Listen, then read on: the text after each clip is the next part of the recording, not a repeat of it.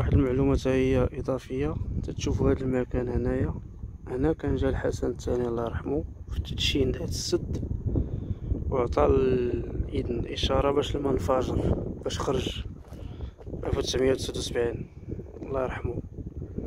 كان ملك عبقري وتيعرف بحساب الوقت، وكان جا دشن هاد السد في 1979، والبناء ديالو تقريبا بدا في 75 76 دات السد، يعني 5 سنين الاشغال. خلاص الملك محمد السادس في مؤخرا جا دشن هاد لو سي بي، هاد مركز تصفية المياه، جا وقف في داك المكان اللي ها هو غنزوميه، كان جا هنايا، جا وقف هنايا.